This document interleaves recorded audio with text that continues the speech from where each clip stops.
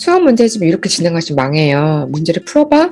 맞췄어요? 넘어가고. 풀어봐? 틀렸어요? 다시 해봐? 왜 틀렸어? 이렇게 하면 아이들 하나도 늘지 않아요. 안녕하세요. 123 미니쌤 TV의 엄마표 수학을 하다 보면 아무래도 이거 지금 내가 잘하고 있는 거야? 이런 고민도 드시겠지만 또 제일 많이 하는 고민은 언제까지? 얼만큼? 어디까지? 이런 질문. 네. 많이들 하시는 것 같아요. 엄마표가 좋으냐, 엄마표 사고력 되냐, 엄마표 연산, 엄마표 교과, 사실은 다 되죠. 네. 사실 아이를 잘 아는 것은 엄마이기 때문에 잘 됩니다. 하지만 우리가 정확하게 알고 하면 더 좋은 효과를 얻을 수 있기 때문에 좀 이런 막연한 불안감을 해소할 만한 오늘은 이야기를 나눠보려고 해요. 사고력 수학. 네. 엄마표 사고력 수학을 어디까지 할 수 있는지에 대한 이야기를 해보려고 하는데요. 어디까지? 진도를 이렇게 자르기가 너무 애매하죠. 왜냐하면 엄마마다 가르칠 수 있는 인내심? 이런 게 다 다르기 때문에 어디까지? 라고 딱 말하기는 조금 애매하긴 한데 그래도 한번 이 부분을 좀 나눠서 살펴보려고 해요. 먼저 엄마표 사고력 수학을 할 수 있는 범주라는 게 우리가 사고력 수학이라고 하면 단순히 사고력 수학 문제를 푸는 것만 해당하진 않거든요. 교구를 하는 부분이 있고 그 다음에 사고력 수학 관련 문제를 푸는 부분이 있어요. 이 두 가지를 다 합쳐서 사고력 수학을 하는 범주 안에 우리가 생각해 볼 수 있는데 과연 그러면 이 각각의 것들은 둘 다 똑같은 진도로 똑같은 범위까지 엄마표로 가능할까? 제 생각에는 좀 어렵다고 봐요. 먼저 교구가 문제집보다 좀 더 어려워요. 왜냐하면 우리는 교구를 해본 세대가 아니잖아요. 그쵸? 만져본 적도 없고 그냥 우리는 그냥 배우면 그냥 알았어.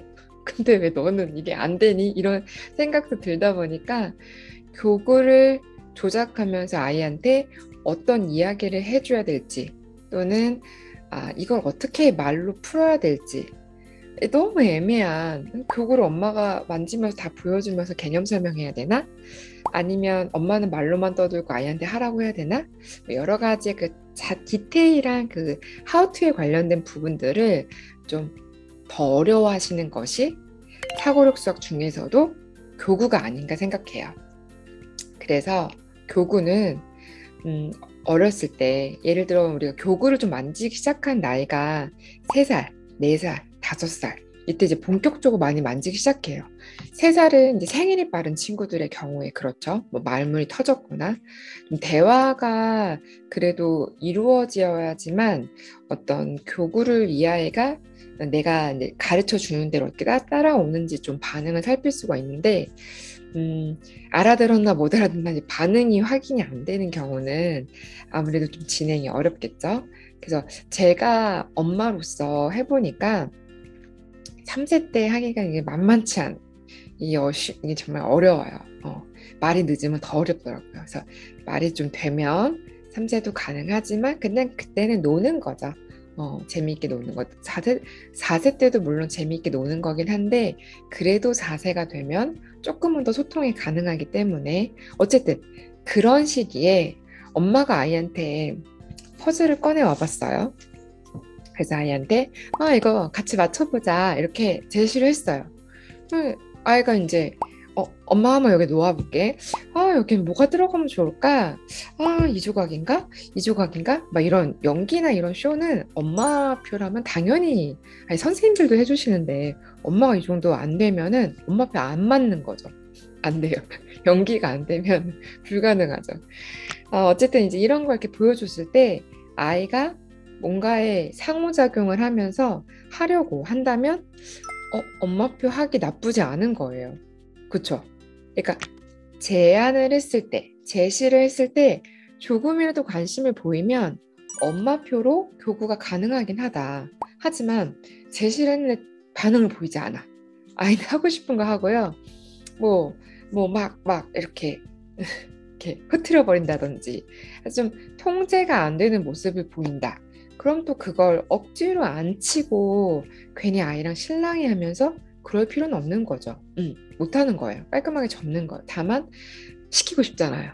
하고 싶잖아요. 그러니까 그럴 땐 차라리 선생님의 도움을 받는 게 좋죠. 그러니까 이 부분은 내용적인 부분을 엄마가 가르쳐 줄 수 있느냐 없느냐 보다는 엄마가 아이한테 다가갔을 때 우리 아이가 엄마한테 보이는 성향, 엄마의 잘못이나 그런 거 아니에요. 엄마가 서툴게 해서 내가 관심을 불러일으키지 못했나 봐. 이런 게 아니라 그냥 아이의 성향인 거예요. 엄마랑의 그동안의 관계가 뭔가 이런 것보다는 좀 더 자유로운 어떤 그런 것들을 하기 원한다면 엄마는 그렇게 해줘야 되는 거죠. 단 그런 교구를 조작하는 건 선생님이랑 해볼 수 있는 거니까.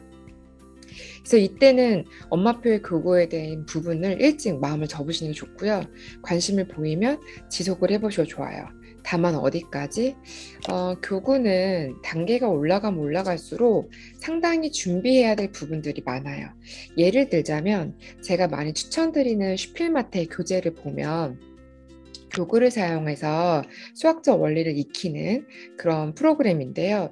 이건 그냥 단순히 우리가 교구가 내 앞에 놓여져 있다 그래서 조작이 가능하고 아이한테 알려줄 수 있고 이 교구 조작을 통해서 아이한테 전달하고 싶은 부분이 무엇인지 뚜렷하게 공부 없이 알기가 어려워요.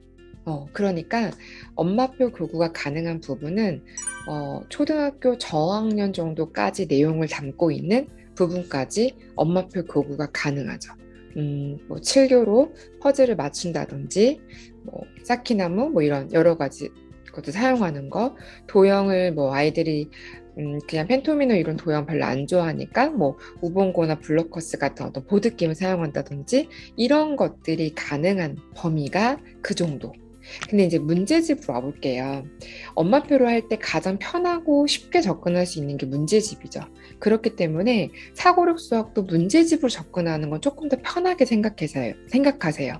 네, 하지만 여기서 조심해야 되는 부분은 구체적인 경험을 갖지 않은 친구들한테 문제집을 풀면 이 개념을 이해할 수 있겠지라고 착각하시면 안 돼요.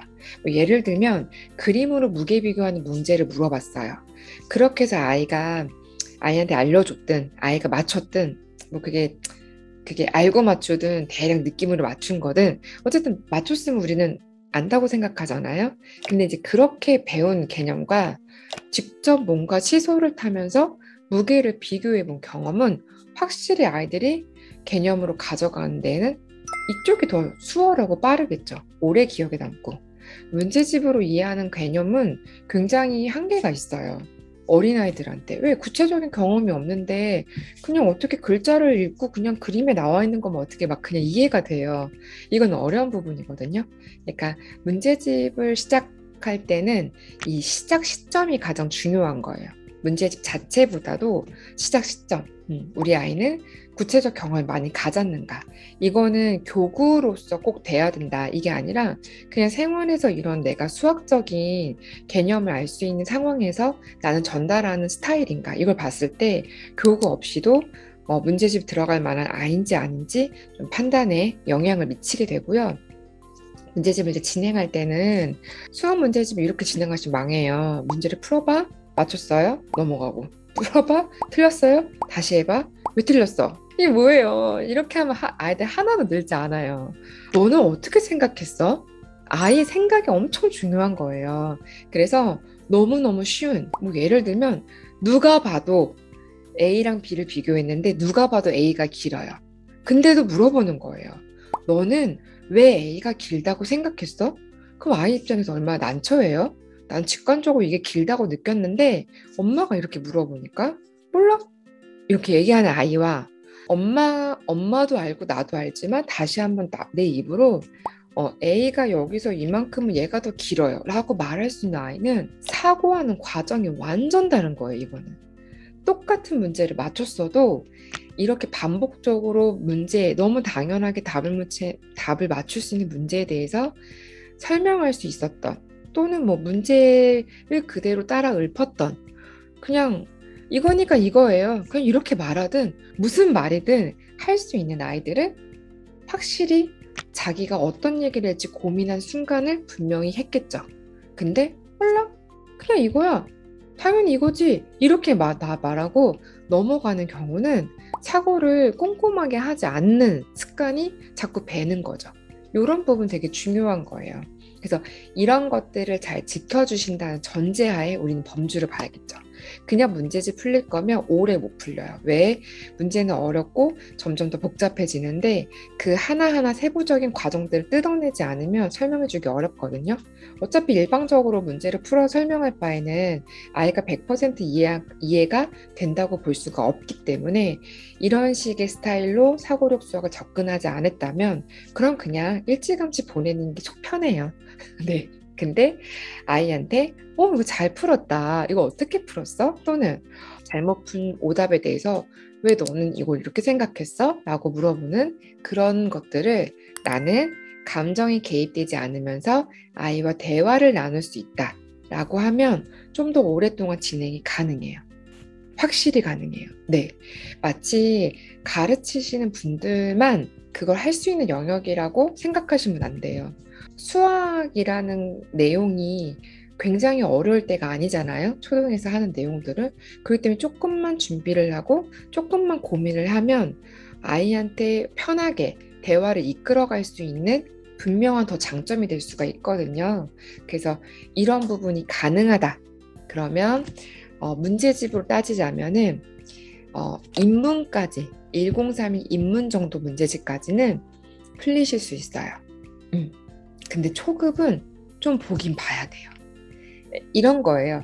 문제집을 전혀 보지도 않고 풀거나 무슨 내용이 나오는지 전혀 보지도 않고 그냥 아이한테 문제집만 던져주고 풀고 채점해서 다시 고치고 모르면 물어봤을 때 막힐 수 있는 건 초급부터 시작해요. 뭐 답지에 대한 숙지든 숙지하는 거, 네. 보자마자 막 술술술 풀리는 것까지는 인문 정도까지는. 근데 인문에서도 아주 조금은 답지를 보지 않고 설명하기 어려운 부분들이 분명히 있거든요. 근데 초급부터는 두드러지게 많아요. 그래서 이제 이런 부분들을 내용적으로 뭔가 설명을 논리정연하게 말하기가 좀 어렵다. 또는 엄마가 자신이 없는 경우도 계세요. 그럴 때는 그런 정도 과정에서는 수업으로 넘어가시는 게 좋은 거죠. 내가 그동안 아이와 엄마표를 한 그 내용들이 잘 되어서 그 다음으로 딱 들어갈 수 있는 게 좋잖아요. 그러니까 최대한 뭐 많이 나가겠다. 이것보다는 엄마랑 한 부분은 제대로 한 것은 되게 차라리 잘 다지는 게 정말 중요해요. 아이, 엄마표 이거 효과도 없고 이런 얘기 듣지 않고 어머니 대단하시네요. 이런 이야기를 들으실 수 있는 네, 엄마표를 하실 수 있답니다. 네, 오늘은 사고력 수학을 엄마표로 진행을 할 때 어디까지 가능할까요? 라는 범주에 대한 이야기를 나눠봤어요. 조금 범주가 어디까지라고 이렇게 보이니까 나는 어떻게 계획을 세워야겠다 이런 느낌을 좀 받으셨다면 네, 좋을 것 같습니다. 오늘 영상이 도움이 되셨다면 좋아요, 구독 눌러주시고요. 저희 다음 영상에서 만나 뵙도록 하겠습니다. 다음에 또 만나요.